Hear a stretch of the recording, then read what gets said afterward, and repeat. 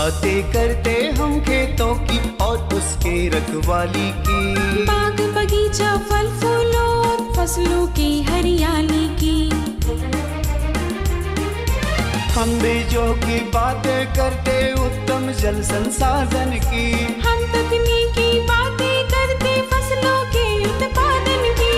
हर किसान का सपना सच हो जीवन सुखद बनाने को, गाँव-गाँव के हर आंगन का प्यारा सा ये दर्शन। कृषि दर्शन, कृषि दर्शन, कृषि दर्शन, कृषि दर्शन, कृषि दर्शन, कृषि दर्शन, कृषि दर्शन, कृषि दर्शन। किसान भाई बहन मन नमस्कार, जोहार। कृषि दर्शन कार्यक्रम में रौरे मन के बहुत बहुत स्वागत है। किसान भाई बहन मन, हम जो जानकारी रौरे मन के देवीला वो तो देवे घरब, मगर एगो बहुत जरूरी जानकारी है जो रौरे मन भी जाना थी, हमरे भी जाना थी कि कोरोना एखन ख़त्म नहीं भेलक, तनिकन कम हो जा है, से ले रौरे मन के सावधान करे खोजा थी कि देखू रौरे मन 2 गज कर दूरी बना के रखू, साबुन से सैनिटाइजर से हाथ के जरूर धोवो और ख़ास करके छुआ मन के विशेष ध्यान देव। ये बात के रौरे मन याद रखब ताकि खतरा न बढ़े। तो किसान भाई बहन मन अपन कार्यक्रम के आगे बढ़ा थी, लेकिन कार्यक्रम के आगे बढ़ा कर आगे चलू हमरे देखा थी कृषि समाचार। नमस्कार, कृषि समाचार में आपका स्वागत है। मैं हूं अर्चना। आइए देखते हैं आज कृषि समाचार में क्या है खास। जोहार योजना देगी खेती, मत्स्य पालन, पशुपालन इत्यादि का बेहतरीन प्रशिक्षण। किचन गार्डन द्वारा दे सकते हैं अपने परिवार को बेहतर पोषण। ओपन मिल समरसेबल पंप सिंचाई कार्य को करता है आसान। झारखंड सरकार द्वारा आरंभ की गई नवीन योजनाओं में एक प्रमुख योजना है जोहार योजना। इस योजना के माध्यम से राज्य के किसानों को आधुनिक खेती की तकनीक, मत्स्य पालन, पशुपालन इत्यादि की बेहतरीन प्रशिक्षण दी जा रही है। साथ ही आवश्यकता अनुसार आर्थिक सहायता भी प्रदान कर रोजगार से जोड़ा जाएगा और उत्पादन के लिए बाजार भी मुहैया कराने का प्रावधान है। आजकल बाजार में मिलने वाले सब्जियों एवं फलों की गुणवत्ता पर पूरी तरह से भरोसा नहीं किया जा सकता। ये ज़रूरी नहीं कि हम बाजार से जो फल सब्जी ले रहे हैं उसे पूरी तरह से पोषक तत्व मौजूद हों। इसलिए आज कृषि विशेषज्ञ सलाह देते हैं अपने घर के पीछे की खाली ज़मीन पर पोषण वाटिका या किचन गार्डन लगाने की। इस वाटिका में आप अपने मनपसंद फल और सब्जियां लगा सकते हैं और अपने परिवार को उचित पोषण प्रदान कर सकते हैं। किसान भाइयों, यदि आप इस समय अरहर की फसल लगाना चाहते हैं तो बेहतर पैदावार के लिए कृषि विशेषज्ञों द्वारा अनुशंसित बहार, चमत्कार और माघी नामक अरहर के उन्नत प्रभेदों की बुआई करें। ये किस्में मौसम की वर्तमान परिस्थिति में अच्छी उपज प्रदान करने में सक्षम है। बहार, चमत्कार और माघी ये नाम है अरहर के उन्नत प्रभेदों के। ये प्रभेद कम सिंचाई अवस्था वाली होती हैं तथा 180 से 220 दिनों में तैयार हो जाती है। साथ ही ये प्रभेद मिश्रित खेती के लिए भी उपयुक्त होती है। प्रति हेक्टेयर 20 किलोग्राम की दर से बीजों की बुआई कर और उचित कृषि कार्यों को करके 15 से 25 क्विंटल तक अरहर की उपज प्राप्त की जा सकती है। ओल की फसल में एक बीमारी लगती है, कॉलर रॉट। इस बीमारी की अवस्था में ओल जड़ के पास से पीला होकर गलने लगता है। सही समय पर कॉलर रॉट का नियंत्रण कर लेना चाहिए, नहीं तो फसल को नुकसान हो सकता है। इस बीमारी से बचाव के लिए एक तो जड़ के पास पानी ना जमा होने पाए, ऐसे उपाय करने चाहिए। साथ ही रीडोमिल दवा की 2.5 मिलीलीटर मात्रा 1 लीटर पानी में मिलाकर फसल पर छिड़काव करने से इस बीमारी को नियंत्रित किया जा सकता है। खेतीबाड़ी में सिंचाई कार्य को आसान बनाता है ओपन मिल समरसेबल पंप।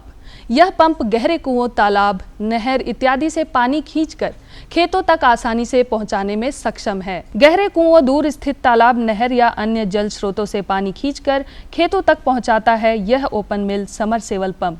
यह पंप सिंचाई कार्य में लगने वाले मेहनत और मजदूरी की बचत के साथ समय की भी बचत करता है। कम जल उपलब्धता वाली जगहों में इसकी उपयोगिता बहुत है। यह उपकरण बाजार में उपलब्ध है। और अब एक नजर राज्य के कुछ प्रमुख शहरों के मौसम के मिजाज पर। आज राज्य के कुछ प्रमुख शहरों के तापमान इस प्रकार दर्ज किए गए। रांची अधिकतम 34 डिग्री सेल्सियस, न्यूनतम 20 डिग्री सेल्सियस। देवघर अधिकतम 37 डिग्री सेल्सियस, न्यूनतम 19 डिग्री सेल्सियस। जमशेदपुर अधिकतम 37 डिग्री सेल्सियस, न्यूनतम 22 डिग्री सेल्सियस। मेदिनीनगर अधिकतम 35 डिग्री सेल्सियस, न्यूनतम 20 डिग्री सेल्सियस। धनबाद अधिकतम 37 डिग्री सेल्सियस, न्यूनतम 19 डिग्री सेल्सियस। कृषि समाचार में आज इतना ही। कोरोना संक्रमण पूरी तरह से समाप्त हो, इसलिए कोरोना का टीका अवश्य लें। साथ ही दोनों डोज लेने के बाद टीके का बूस्टर डोज भी लेना जरूरी है। संक्रमण से बचते हुए कार्य करें ताकि कोरोना बीमारी जल्द से जल्द पूरी तरह समाप्त हो सके। अगले अंक में फिर मुलाकात होगी कुछ ताज़ा तरीन खबरों के साथ। तब तक के लिए दीजिए इजाजत। नमस्कार, जोहार। किसान भाई बहन मन, कृषि समाचार में रहो रे मन तो तकनीक कर बारे में, उपकरण कर बारे में, मौसम कर हाल कर बारे में, मंडी भाव कर बारे में और कृषि संबंधी नवा नवा जानकारी मिलक। एखन बेरा हो जाए एक छोटा सा विराम के बाद हम घूर के आवा थी और मन के जानकारी देवा थी।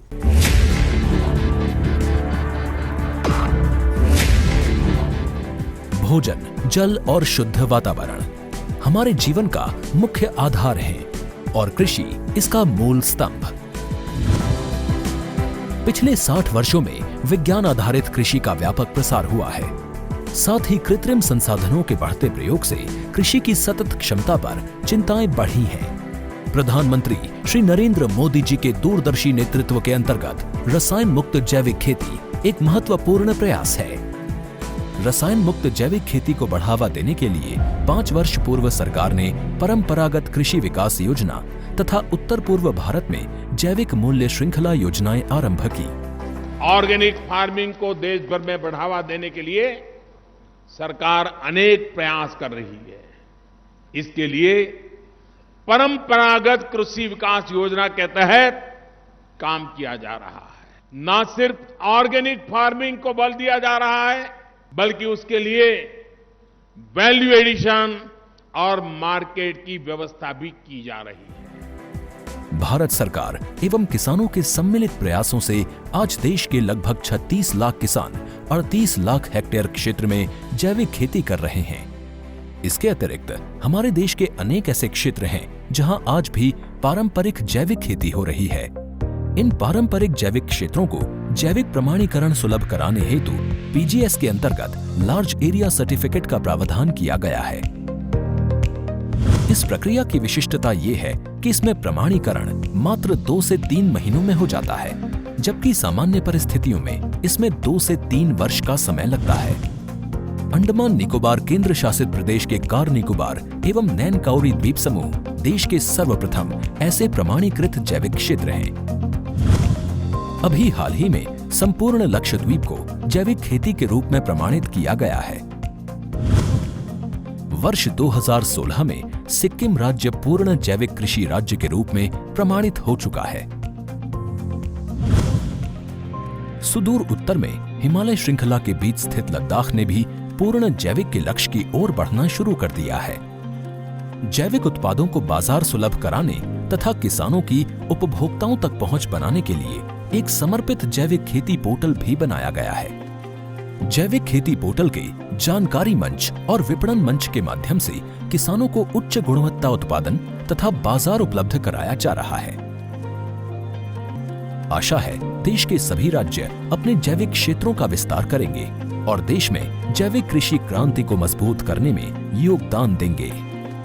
जैविक उत्पादों की देश और विदेशों में बढ़ती मांग तथा जैविक उत्पादों का बढ़ता बाजार, किसानों की उपभोक्ताओं तक पहुंच तथा जैविक एफपीओ द्वारा जैविक कृषि व्यापार में भागीदारी हमारे किसानों को अपनी आय बढ़ाने का अवसर दे रहा है।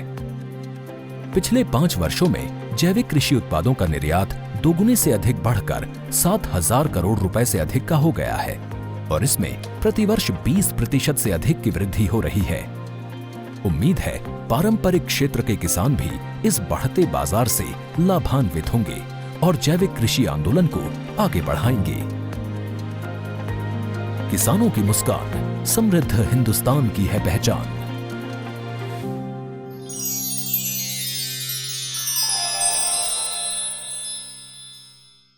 तो किसान भाई बहन मन, विराम के बाद रौरमन के फिर से स्वागत है और हम रौरमन के सीधे ले चलत ही जानकारी की ओर। आज के जो जानकारी है किसान भाई बहन मन के जानना बहुत जरूरी है नहीं? ये जानकारी है कि सब्जियों में पोषक तत्व कर कमी और उकर निदान कर बारे में है नहीं। तब देखो कि पोषक तत्व जो होवेला उस 17 किस्म कर होवेला, ये तो रौरमन बेस से जानीला। अब कौन सा पोषक तत्व कर कमी से फसल के नुकसान होवेला, कौन फसल में कौन सा पोषक तत्व कर जरूरी है, इके जानना बहुत ज़रूरी है। तो अगर जानकारी चाहिए तो चलू हमारे सीधे चला थी फीचर कर माध्यम से रौरमन के इकर जानकारी के दिवा थी। जिस तरह से हर व्यक्ति को पोषक तत्वों की जरूरत होती है, उसी तरह से पौधों को भी अपनी वृद्धि, प्रजनन और विभिन्न जैविक क्रियाओं के लिए कुछ पोषक तत्वों की जरूरत होती है। इन पोषक तत्वों के ना मिल पाने से पौधों की वृद्धि रुक जाती है। ये पोषक तत्व एक निश्चित समय तक ना मिले तो पौधा सूख भी सकता है। आज हम पहुंचे हैं कृषि विज्ञान केंद्र दुमका और आज का हमारा विषय है सब्जियों में पोषक तत्व की कमी एवं निदान। इस विषय पर हमारे साथ बात करने के लिए मौजूद है कृषि विशेषज्ञ जयंत कुमार लाल सर। बहुत बहुत स्वागत है सर आपका हमारे कार्यक्रम में। चलिए किसान भाइयों, बहुत बहुत आपका भी स्वागत और जोहार। सर सबसे पहले बताइए कि पोषक तत्व क्या है और इसका सब्जियों में क्या महत्व है। किसान भाइयों को जैसा कि आप जानते हैं कि पौधे के जीवन यापन करने के लिए कुछ तत्वों की आवश्यकता होती है, उसी तत्व को हम लोग पोषक तत्व कहते हैं। और जैसा कि वैज्ञानिक लोगों ने निकाला है कि 17 पोषक तत्व जो हैं वो पौधे के लिए अत्यावश्यक हैं, जिसके बिना पौधे अपना जीवन यापन पूरा नहीं कर सकते हैं। उनमें जैसे है carbon, hydrogen, oxygen, nitrogen, phosphorus, potash जिसको हम लोग मुख्य पोषक तत्व कहते हैं, कैल्शियम, मैग्नीशियम और सल्फर जिसको हम लोग गौण पोषक तत्व कहते हैं, और zinc, copper, iron, manganese, boron, molybdenum, chlorine और कोबाल्ट, ये सूक्ष्म पोषक तत्व हो गया। तो ये जो 17 पोषक तत्व हैं ये पौधे के लिए अत्यावश्यक हैं। इसमें अगर एक भी कमी हो जाएगी तो पौधे अपने जीवन चक्र पूरा नहीं करेंगे, है ना। बीच में ही उनको कुछ न कुछ समस्या हो जाएगी और हमें अच्छी उपज नहीं हो पाएगी। इसीलिए इनका जो है प्रयोग बहुत आवश्यक है। कृषि जानकारों के मुताबिक 17 तत्वों को पौधों के लिए जरूरी बताया गया है, जिनके बिना पौधों की वृद्धि, विकास और प्रजनन आदि क्रियाएं संभव नहीं है। इनमें से मुख्य तत्व हैं carbon, hydrogen, oxygen, nitrogen, phosphorus और पोटाश। नाइट्रोजन, फॉस्फोरस और पोटाश को पौधे अधिक मात्रा में लेते हैं। इन्हें खाद उर्वरक के रूप में देना जरूरी है। कि हमारे झारखंड में जो है सब्जी की खेती बहुत आयत की मात्रा में पाई जाती है और ये सब्जी की खेती जो है सालों भर होती है। इसलिए इसमें पोषक तत्व प्रबंधन पर विशेष ध्यान देने की आवश्यकता है। खासकर हम लोग जो है मुख्य पोषक तत्व जो है खासकर नाइट्रोजन, फॉस्फोरस, पोटास इसका प्रयोग करते ही हैं। इसके साथ साथ में जैविक खाद जिसमें कि कंपोस्ट होता है वो करीब 200 से 250 क्विंटल प्रति हेक्टेयर के हिसाब से देते हैं। अलग अलग सब्जियों में जो होता है ये मुख्य पोषक तत्व नाइट्रोजन, फॉस्फोरस और पोटास जिसको फॉस्फोरस को स्फुर भी कहते हैं, अलग अलग मात्राएं दी जाती हैं। ये करके नाइट्रोजन जो होता है अगर हम एवरेज ले तो 100 से 150 केजी प्रति हेक्टेयर। फॉस्फोरस जो होता है 50 से लेके आपको 100 केजी प्रति हेक्टेयर। और पोटास जो होता है 40 से लेके 60 केजी प्रति हेक्टेयर सब्जियों में हम खाद का प्रयोग करते हैं। और जो गोबर का खाद जो बोले जिसको कंपोस्ट कहते हैं, जैविक खाद कहते हैं, ये जो है आपको 200 से लेके 250 क्विंटल प्रति हेक्टेयर रूप से देते हैं। ये तो मुख्य पोषक तत्व की बात हुई। लेकिन किसान भाइयों यहाँ देखिएगा ये सब देने के बाद भी हमारे सब्जी की जो होता है गुणवत्ता बहुत अच्छी नहीं होती है। क्यों? क्योंकि यहाँ पे जो हमारे सूक्ष्म पोषक तत्व जो हैं उसमें बोरोन और मोलिब्डेनम की हमारे यहाँ बहुत कमी है, जिसके कारण क्या होता है कि पौधे का जो है आकार विकृत हो जाता है, पौधे फट जाते हैं, जिसके कारण कि उसका जो मूल्य बाज़ार में मिलना चाहिए वो नहीं मिलता है। इसलिए किसान भाइयों आपसे आग्रह है कि जब भी आप पोषक तत्वों की प्रबंधन करें इसमें सूक्ष्म पोषक तत्व बोरोन और मोलिब्डेनम का प्रयोग जरूर करें। ये बोरोन जो है बोरेक्स के रूप में हम लोग 10 केजी प्रति हेक्टेयर के हिसाब से देते हैं और मतलब मिट्टी में देते हैं, है ना, लगाने समय देते हैं। कृषि वैज्ञानिक कहते हैं कि पौधों को जिन पोषक तत्वों की सबसे ज्यादा जरूरत है और जिनकी कमी से पौधों के विकास पर असर पड़ता है, उनमें नाइट्रोजन, फास्फोरस, पोटेशियम और सल्फर, इनकी ज्यादा जरूरत है। ऐसे में हमें इन बात का पूरा ख्याल रखना चाहिए कि किसी भी सूरत में आपके पौधों में इन खास पोषक तत्वों की कमी ना रहे, और अगर कमी हो तो उन्हें कैसे दूर किया जा सकता है। अगर उसमें चूक गए तो बाद में हम लोग 1% का घोल बनाकर उसको हम लोग स्प्रे करते हैं, है ना, जैसे कि कीटनाशक स्प्रे करते हैं, उसी तरह बोरॉन का स्प्रे जब सब्जी में फूल आने लगती है उस समय में करते हैं। तो ये बोरॉन का हो गया। मोलिब्डेनम अमोनियम मोलिब्डेट के रूप में भी हम लोग उसका प्रयोग करते हैं। ये बहुत कम मात्रा में इसका उपयोग दिया जाता है, लेकिन इससे क्या होता है, सब्जी की गुणवत्ता में बहुत ही सुधार होता है और जिससे कि हमारा सब्जी का अच्छी दाम वहाँ हमको प्राप्त होता है। सर, सब्जियों में पोषक तत्व की कमी के मुख्य कारण क्या क्या है? देखिए किसान भाई, ये चीज़ क्या है कि पोषक तत्व जो है मुख्यतः हमारे मिट्टी से ही पौधे लेते हैं और जो लगातार क्रमशः खेती होती जा रही है, खासकर अभी संकर नेत्र की संकर प्रभेद का जो हम लोग उपयोग करते हैं, जिसमें बहुत ज़्यादा पोषक तत्व का ज़रूरत पड़ती है और मिट्टी में दिनों दिन क्रमशः खेती करते करते पोषक तत्व की कमी हो गई है। इसी के कारण हम लोग जो है अपने कृत्रिम रूप से जैविक खाद के रूप में या जीवाणु खाद के रूप में या हम लोग जो है रासायनिक खाद के, रासायनिक उर्वरक के रूप में इसका उपयोग करते हैं, जिससे कि उसकी कमी को हम लोग दूर कर सकें। क्योंकि अगर इसकी कमी रह जाएगी तो कितनों अच्छा बीज का प्रयोग कर लें हम लोग, मिट्टी की मतलब बहुत अच्छी हम लोग जुताई या उस कर्म कर लें, फिर भी हमारी उपज नहीं होगी, है ना। तो ये मुख्य कारण है, इसीलिए पोषक तत्वों की कमी होती है, जिसको हम लोग बाहर से उसकी पूर्ति करते हैं। पोटेशियम की अगर बात करें तो इससे जड़ों को मजबूती मिलती है और पौधे गिरने से बचते हैं। इसकी कमी होने पर पत्तियों पर भूरे रंग के धब्बे उभरने लगते हैं। इसकी कमी अगर हो तो ये हमें ध्यान रखना पड़ेगा कि खेत तैयार करते समय उचित मात्रा में पोटाश मिलाकर इसकी कमी पूरी कर दें। कि किसान भाई, जब भी आप सब्जी की खेती करें तो उसके पहले आप जो है या कोई भी चीज़ की खेती करें, आप अपने खेतों का जो मिट्टी जांच अवश्य कराएं, जिससे कि आपको सॉइल हेल्थ कार्ड मिलता है। उसमें पूरा जो है विस्तृत में आपके मिट्टी की क्या स्थिति है उसके बारे में जानकारी होती है और कितनी कितनी मात्रा में हमको किस किस फसल के लिए जो उर्वरक की खाद या जैविक खाद का प्रयोग करना है वो विस्तृत मूल्य पर आता है। तो उसको देख के आप खेती करें, जिससे कि कम से कम पैसे में आप अधिक से अधिक उपज प्राप्त कर सकें और अधिक से अधिक आमदनी प्राप्त कर सकें। नहीं तो होता क्या है कि अगर हमें जांच नहीं रहती है तो अपने मन से अनुमान की रूप में हम लोग जो उपयोग करते हैं तो होता है क्योंकि हम लोग ज़रूरत से ज़्यादा का उपयोग करते हैं, जिससे हम लोग को खर्चा ज़्यादा हो जाती है और मुख्यतः अंत में जाके हमारी आमदनी जितनी होनी चाहिए उतनी नहीं हो पाती है। तो देखू ये जानकारी रोड के कैसे लागलक बेस है नहीं से ले कहिला भाई कि ई कार्यक्रम रौरे मन ले बनाल जा है नहीं। तो चलो सीधे चलत ही हमरे दूसर जानकारी को, और दूसर जानकारी है देसी मुर्गी पालन कर फायदा। अब देखू कि फार्म मुर्गी के बारे में तो सब जाने ना, लेकिन ये देसी मुर्गी का का फायदा है ना, इकर का तरीका है रख रखाव कर, ये मन कर खान पान कर, हाँ ये मन कर अंडा कर बारे में। अब मान लो कि देसी मुर्गी कर फार्म चला थी, उकर में केते मुर्गा होवे के चाहिए, केते मुर्गी होवे के चाहिए, केते दिन में मन बढ़ाए ना, उकर बिक्री कर का हिसाब किताब है, तो सबकर जानकारी चाहिए।